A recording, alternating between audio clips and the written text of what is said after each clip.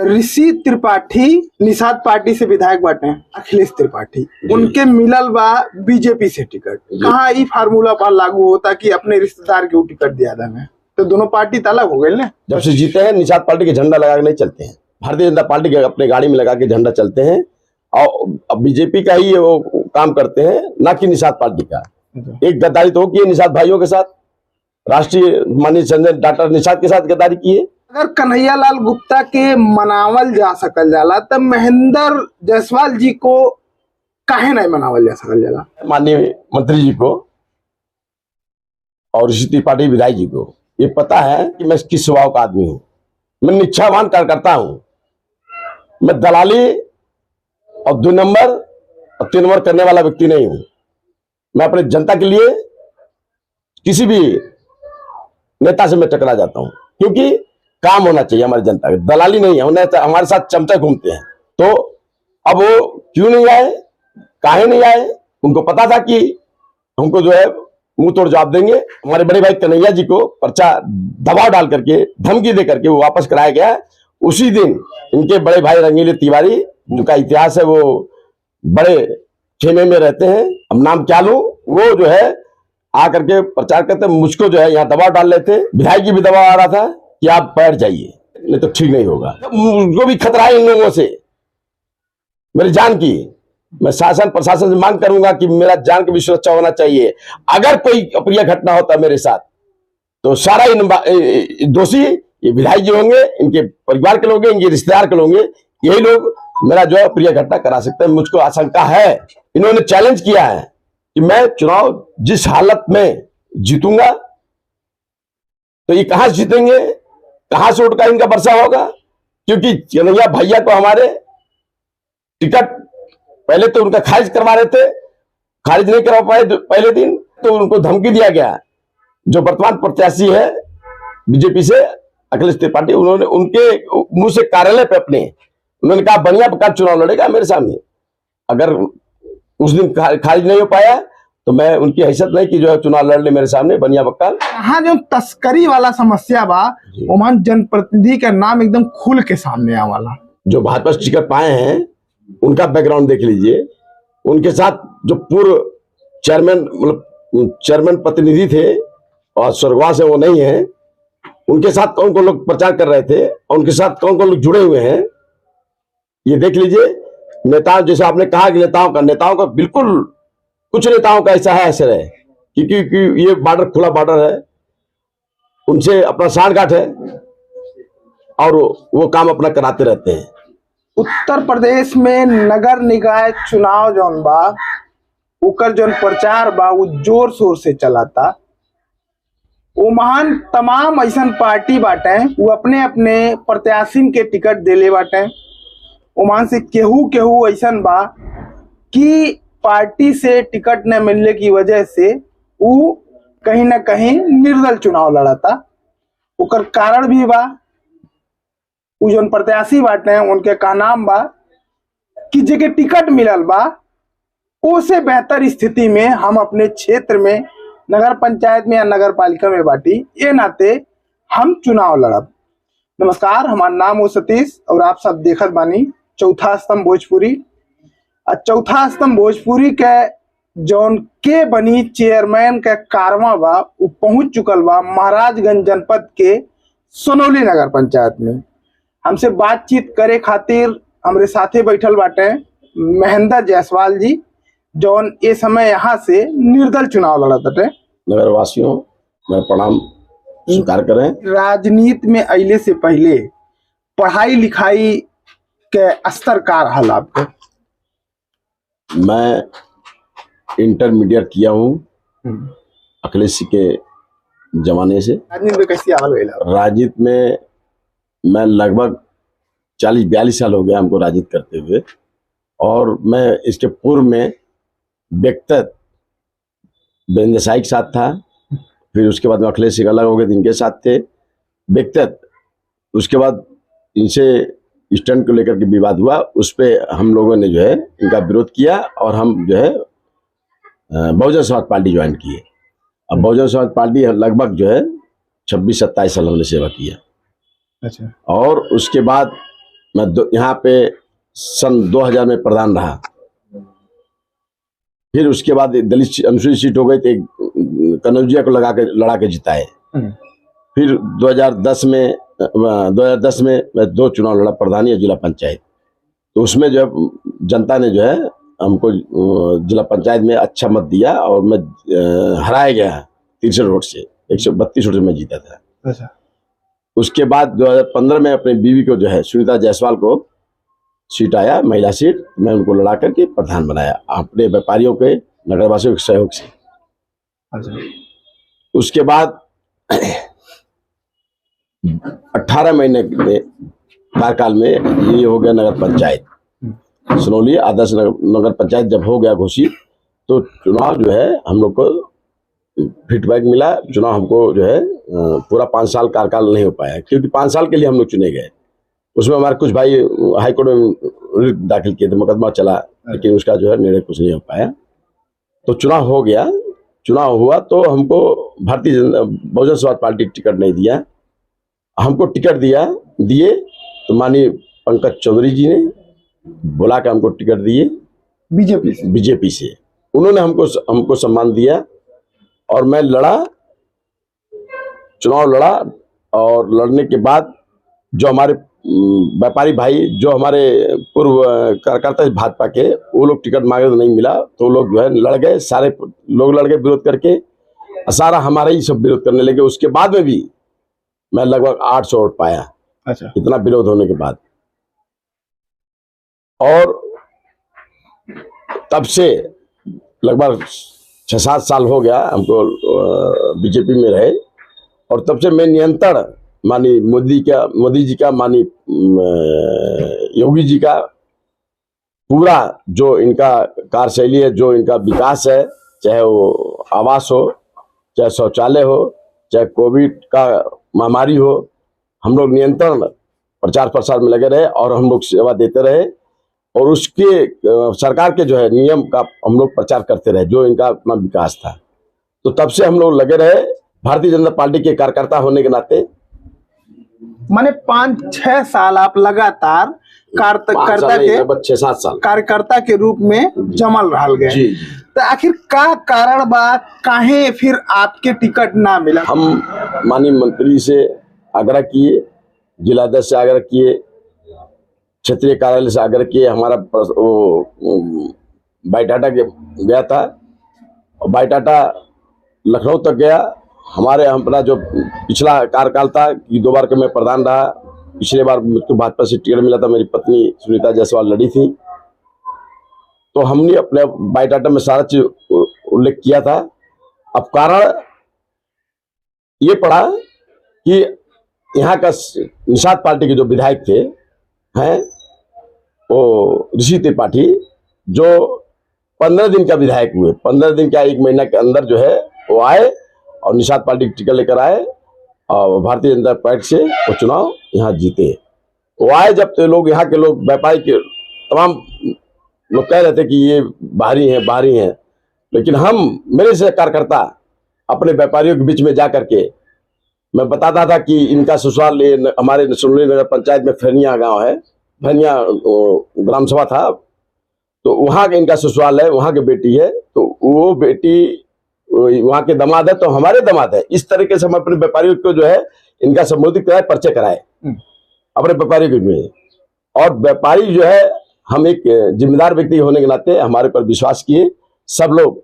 योगी मोदी जी का जो कार्यशैली रहा और जो माननीय डॉक्टर संजय जी का अपना वोट बैंक बैलेंस है, वो सारे लोग एक वोट इनको मिला और ये भारी मतों से विजयी हुए। तो मेरे जैसे कार्यकर्ता को जो है सम्मान इन्होंने नहीं किया, निषाद पार्टी के कार्यकर्ताओं को सम्मान नहीं किया। और हम जो है इनसे भी आग्रह किए कि विधायक जी हमको लड़ाइए, तो इन्होंने कहा कि इन्होंने शुरू से ही, एक इनका रिश्तेदार है ससुर अखिलेश त्रिपाठी, वो जो है कभी राजनीतिक टकराना नहीं जानते हैं।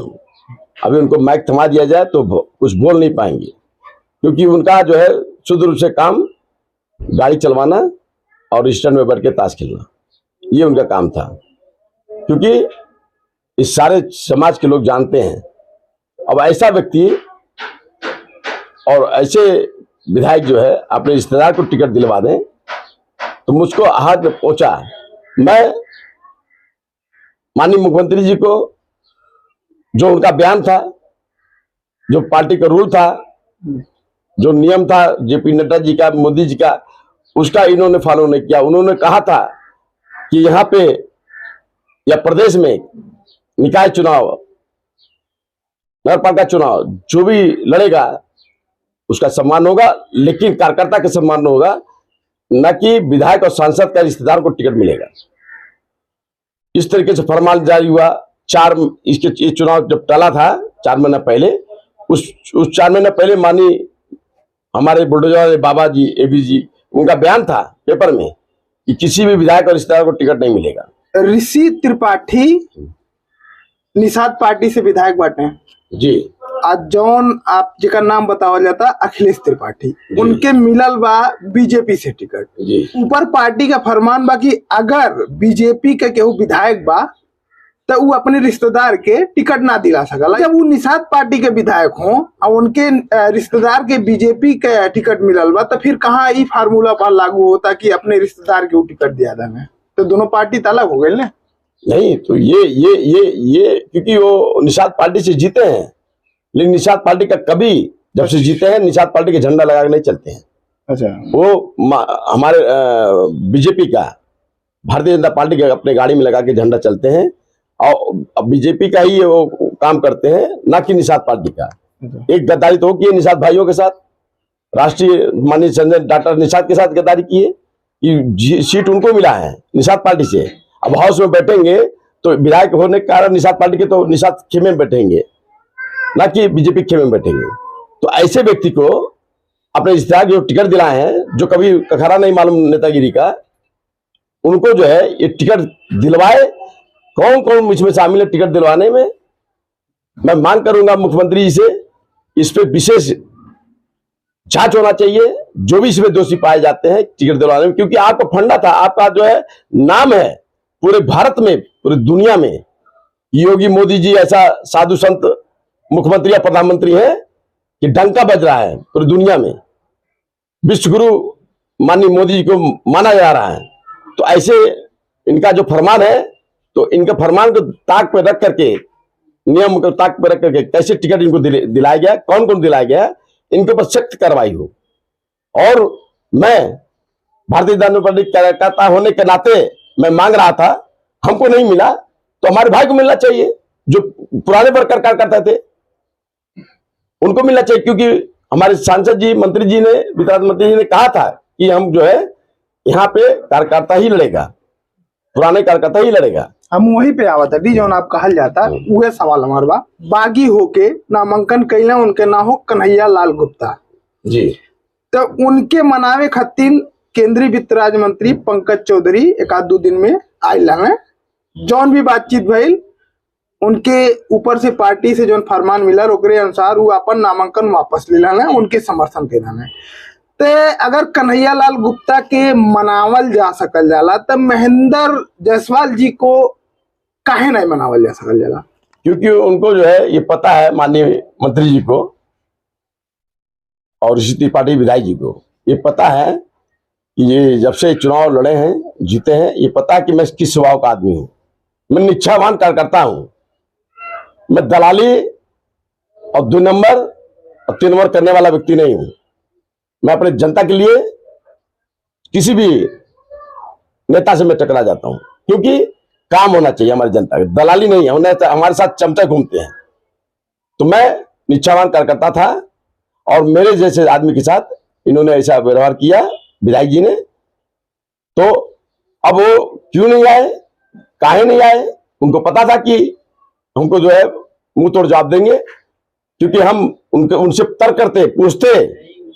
उस दिन, जिस दिन माननीय हमारे बड़े भाई कन्हैया जी को पर्चा दबाव डाल करके, धमकी दे करके वो वापस कराया गया, उसी दिन इनके बड़े भाई रंगीले तिवारी, जो उनका इतिहास है, वो बड़े खेमे में रहते हैं, अब नाम क्या लूं, वो बड़े खेमे में रहते हैं और ये इलाव पता कर ले कहाँ रहते हैं। वो जो है आकर के प्रचार करते, मुझको जो है यहाँ दबाव डाल रहे थे, विधायक जी भी दबाव आ रहा था कि आप बैठ जाइए नहीं तो ठीक नहीं होगा। तो मुझको भी खतरा है इन लोगों से, मेरी जान की। मैं शासन प्रशासन से मांग करूंगा कि मेरा जान की भी सुरक्षा होना चाहिए। अगर कोई अप्रिय घटना होता मेरे साथ तो सारा दोषी ये विधायक जी होंगे, इनके परिवार के लोग, इनके रिश्तेदार के लोग, यही लोग मेरा जो है प्रिय घटना करा सकते हैं। मुझको आशंका है और मैं सरकार से मांग करता हूं कि यहाँ पे चुनाव निष्पक्ष होना चाहिए। यहाँ पे अत्यासंवेदन बॉर्डर एरिया है, इस बॉर्डर पे बड़ी सुरक्षा के साथ चुनाव कराया जाए और निष्पक्ष काउंटिंग कराया जाए, क्योंकि इन्होंने चैलेंज किया है कि मैं चुनाव जिस हालत में जीतूंगा, तो ये कहां से जीतेंगे, कहां से उठकर इनका वर्षा होगा। क्योंकि कन्हैया भैया को हमारे टिकट पहले तो उनका खारिज करवा रहे थे, खारिज नहीं करवा पाए पहले दिन, जिस दिन पर्चा वापसी था नहीं करवा, एक दिन पहले उसके तो नहीं करवा पाए, तो उनको धमकी दिया गया। जो वर्तमान प्रत्याशी है बीजेपी से अखिलेश त्रिपाठी, उन्होंने उनके मुंह से कार्यालय पे अपने उन्होंने कहा बढ़िया प्रकार चुनाव लड़ेगा मेरे सामने।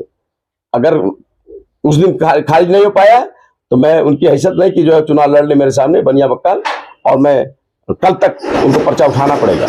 बनिया बक्काल से एक सवाल और पैदा होता, क्योंकि आप वैश्य समाज से आवल जाला जी, अब वैश्य समाज मानल जाला कि बीजेपी के वोट हो जी, तो यह कितना प्रभाव पड़ी महेंद्र जायसवाल जी के लड़ने से, बीजेपी कितना नुकसान में जाई, या बीजेपी के जो खाटी वोट वैश्य समाज वो बीजेपी के साथ चल जाए या महेंद्र जायसवाल जी के साथ रहे।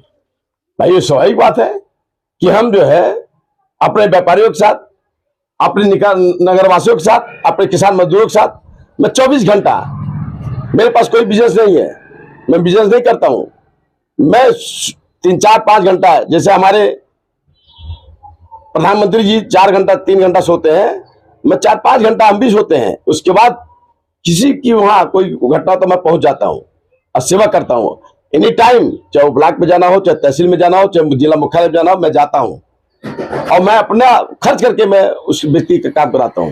कोई ऐसा व्यक्ति नहीं है आकर कह दे कि जो हम मुझसे दलाली लेते हो, मैं राजनीति से इस्तीफा दे दूंगा, कोई ऐसा आदमी नहीं है। लेकिन वो निर्णय जो है हमारे व्यापार समाज, व्यापारी भाई ये मन बना चुका है। कन्हैया गुप्ता को जो टिकट काटने, वो पर्चा उठाने से धमकी, पर्चा खारिज करने से धमकी, इस सारा धमकियां जो है हमारे व्यापारियों के दिल और दिमाग में बैठ गया है। क्योंकि ये लगभग 500 वोट है ब्राह्मण समाज का और 3 प्रत्याशी लड़ रहे हैं जी, 3 प्रत्याशी लड़ रहे हैं और 3 प्रत्याशी आपको पता है कौन कौन लड़ रहे हैं। और हमारे जो है वैश्य समाज में कन्हैया भैया के पर्चा उठाने से अब वैश्य समाज का कोई है नहीं। मैं अकेला एक व्यक्ति हूं जो जमीन से जुड़ा हूं, जो मेरे ऊपर कोई आरोप नहीं है कि दलाली करता है। तो मैं मुझको आशा विश्वास है कि व्यापारी वर्ग, किसान भाई अपना चंदा दे करके, हमको चंदा भी मिल रहा है, सहयोग मिल रहा है कि आप लड़ो, डरने की जरूरत नहीं है माफिया लोग से, कोई आए आप लड़ो, हम लोग साथ देंगे। तो हमको सहानुभूति मिल रहा है, हमको सहयोग मिल रहा है, हमको विश्वास है कि हम अच्छे ओर से जीतेंगे। और इनका जो है ये कहे हैं विधायक जी कि किसी कीमत पे हमको जीतना है, तो ये बता दें कि कहां से जीतेंगे। व्यापारी समाज को ये मतलब ठोकर मार रहे हैं, धमकी दे रहे हैं, तब ना वो हमारे कन्हैया पर्चा उठाए, नहीं तो उठाने का कोई मतलब नहीं था। क्योंकि उन्होंने भी अपने बयान में वक्तव्य दिया है विधायक के खिलाफ। ये हमारे जो है वीडियो देखा, मैं वीडियो आपने देखा, सारा देखा, पूरा समाज देखा। वही समाज देखते हुए भाई जीत हार तो जनता फैसला करेगी, लेकिन मौलिक अधिकार सबको है, चाहे वो दलित समाज हो, चाहे पिछड़ा समाज हो, चाहे सवर्ण समाज हो, सबका अधिकार है चुनाव लड़ने का। लेकिन ये अधिकार थोड़ी मिला है दादागिरी गुंडागर्दी से धमकी दे करके पर्चा उठाया जाए, पर्चा खारिज करवाया जाए। ये नहीं चलेगा योगी जी रात में। महेंद्र जायसवाल जी पिछले 5 साल में सोनौली नगर पंचायत के कितना विकास भइल बा, ये बार का कहा जाए? देखिए, यहाँ की जनता ने जो निर्णय लिया था अगले बार, तो भाई हम प्रत्याशी को गलती नहीं देंगे, क्योंकि जनता जो है ये नहीं सोचा कि हम किसको चुन रहे हैं। और वो आदमी आज हम उनके बीच में नहीं है, लेकिन मैं उसके ऊपर टिप्पणी नहीं करना चाहता है, क्योंकि उनके नाम पे उनकी पत्नी जीती थी, और उनकी पत्नी जीती तो उनका पुत्र एक है, नाम क्या लूं, और सारा जग जाही है, लोग क्या देख रहे हैं उनके बारे में, क्या करते हैं, सब लोग जानते हैं, पब्लिक जानता है। इसलिए विकास के में उन्होंने क्या किया है, आप चले जाइए इंटरलॉकिंग देख लीजिए। इंटरलॉकिंग 3 महीने 4 महीने इंटरलॉकिंग उखड़ गया, नाली टूट गई, और जो उन्होंने अस्पताल खुलवाया था अपने वहां, कोई डॉक्टर नहीं है। वो वही के बगल में पकलियामा नेपाल बॉर्डर सटे, तो इंटर वहां मेडिकल कॉलेज है, तो लोग वहां जाएंगे दवा कराने, कि मतलब वहां इनके गांव पे दवा कराएंगे। उनके गांव सटे जो है 4 किलोमीटर, नौतनवा 5 किलोमीटर है। वो अस्पताल वहां नहीं बनना चाहिए, वो अस्पताल बनना चाहिए रहरा गांव में, ताकि इस गांव में बनता रहरा गांव में। नगर पंचायत तो हमारे जो है वार्ड नंबर 3 का है, वो ग्राम सभा नौनिया था इसके पहले, वहां बनता तो वहां के लोग, भगवानपुर के क्षेत्र के उधर के लोग जो नौतनवा नहीं जाते पहले, उनको ट्रीटमेंट नहीं मिलता, दवा ही मिलती, अच्छे डॉक्टर रहते। तो आज तक वहां अच्छे डॉक्टर भी नहीं है, कोई देखभाल नहीं है। अगर जनता महेंद्र जायसवाल जी को चुनती है तो कौन से वो 5 काम हैं सनौली नगर पंचायत में जिसको महेंद्र जी सबसे पहले प्राथमिकता देते हुए उसको पूर्ण करने की कोशिश करेंगे? सबसे पहले स्वास्थ्य के बारे में सोचेंगे कि स्वास्थ्य अच्छी हो, किसी प्रकार कोई बीमारियां ना हो। गंदगी किस पे होता है, जो नाली ढंग से सफाई नहीं हो, नाली के जो सफाई कर्मी है उस पर विशेष ध्यान दिया जाएगा कि नाली अच्छी हो, नाली का पानी का बह हो, और कूड़ा कबाड़ कचरा ना हो। भाई कूड़ा कबाड़ और नाली की गंदगी से ही बीमारी फैलता है। तो सबसे पहले मैं स्वास्थ्य के बारे में देखूंगा। दूसरा, ये नाली और सड़कें के बारे में देखूंगा। तीसरा जो है, हम अपने कार्यकाल में किसी प्रकार का जो है अपने हिंदू मुसलमान का भाइयों का सम्मान करते हुए किसी प्रकार का हमारे वहां कोई अप्रिय या कोई भेदभाव नहीं होने देंगे। ये मेरा तीसरा सवाल है। चौथा, जनता मन बना ली है कि किसको हमको चुनना है, और हम जब चुने गए तो तीसरा तो बता ही दिया आपको। चौथा काम, यहाँ पे जो हमारे खुला बॉर्डर है, खुला बॉर्डर पे तमाम गतिविधियां होती रहती हैं, उस पर विशेष मेरा ध्यान रहेगा कि हमारे भारत में किसी प्रकार कोई आतंकवादी या कोई इस तरीके से घातक सामान न ले जाए। क्योंकि एक मुखिया होने के नाते, चेयरमैन का मतलब, जैसे हमारे पुलिस महकमे लोग हैं, चाहे सीबीआई के लोग हैं, चाहे वो भारत के सरकार के दुनिया का एजेंसी यहाँ पे है, तो उसमें आप मजबूत आदमी यहाँ चुने जाएंगे, तब तो उसमें वो देख रेख करेंगे क्या है कैसे है। अच्छा, यही में एक सवाल हम उठा दे। हाँ। कई मौका पर देखल जाला कि अंतरराष्ट्रीय बॉर्डर हो तो यहाँ जो तस्करी वाला समस्या बा, वहां जनप्रतिनिधि का नाम एकदम खुल के सामने आवाला। ऐसा है कि अभी जो वर्तमान में जो टिकट पाए हैं, जो भाजपा टिकट पाए हैं, उनका बैकग्राउंड देख लीजिए। उनके साथ जो पूर्व चेयरमैन प्रतिनिधि थे और स्वर्गवास है, वो नहीं है, उनके साथ कौन कौन लोग प्रचार कर रहे थे और उनके साथ कौन कौन लोग जुड़े हुए हैं, ये देख लीजिए। नेता, जैसे आपने कहा कि नेताओं का बिल्कुल, कुछ नेताओं का ऐसा है असर है, क्योंकि ये बॉर्डर खुला बॉर्डर है, उनसे अपना सांठगांठ है और वो काम अपना कराते रहते हैं। मैं अपने बच्चों के लिए फीस का पैसा जमा नहीं हो पाता कि समय से जमा कर लूं। आप देख लीजिए मेरा घर, मैं 2 बार का प्रधान रहा और ढंग से मैं अपना घर नहीं बना पाया, क्योंकि ईमानदार आदमी नहीं कर पाएगा। समझ रहे हैं? ईमानदार आदमी नहीं कर पाएगा, और इस बॉर्डर पे ईमानदार ही आदमी चाहिए, और ईमानदार आदमी ही अतिसंबंध बॉर्डर का जो है, नेपाल का जो है, नेपाल में कोई घटना होता है हमारे व्यापारियों के साथ, उसको लड़ाई लड़ सके। पूर्व प्रधानमंत्री प्रचंड जो अभी वर्तमान प्रधानमंत्री हैं, इन्होंने जो है, इनका जो लास्ट आक्रमण, इनके लोगों ने वही भजार पे 4 आदमी को मारे थे सब, और लास्ट आक्रमण, उसके बाद जो है ये प्रधानमंत्री बनते हैं, जनता इनको चुनती है तो प्रधानमंत्री बनते हैं, तो ये सुविधा शुल्क खत्म कर दिए। जैसे हमारा रोटी बेटी नेपाल का है, इन्होंने सुविधा खत्म करके इनका गाड़ी नंबर का गाड़ी, चाहे 2 व्हीलर हो, 4 व्हीलर, टेलर हो, हमारे नौतनवा रेलवे स्टेशन तक 9 किलोमीटर तक कोई कस्टम ड्यूटी, कोई कागज पत्र नहीं, लोग जाते थे लेके आते थे। इतना मधुर संबंध होने के बाद और हमको जो सुविधा मिलता था हमारी इंडियन गाड़ी के 2 व्हीलर 4 व्हीलर एयरपोर्ट तक, नगरपालिका भरवा तक, उन्होंने जब प्रधानमंत्री बनते ही वो सुविधा खत्म कर दी, खत्म। उस समय मनमोहन सिंह प्रधानमंत्री थे, हर्षवर्धन जी सांसद थे, स्वर्गवास हो गए। और उस समय यहाँ के व्यापारी, यहाँ कम से कुछ नहीं तो बॉर्डर, खुला बॉर्डर है, यहाँ के व्यापारी जो है वहां भी कारोबार है, सुविधा लेके जाते थे। जब वो गाड़ी भी अपना इनका है तो वो लोग परेशान हो गए कि भंसार लग रहा है, तो हमको पकड़े सब, क्योंकि मैं यहाँ का 2 बार प्रधान रहा, तो हमको सब पकड़े तो कहे कि भैया इसमें कुछ करिए और देखिए कि काहे ऐसे ले रहे हैं गुंडागर्दी, काहे सुविधा खत्म कर दी है, जो हमारे भारत का टीटी का जो है वो है।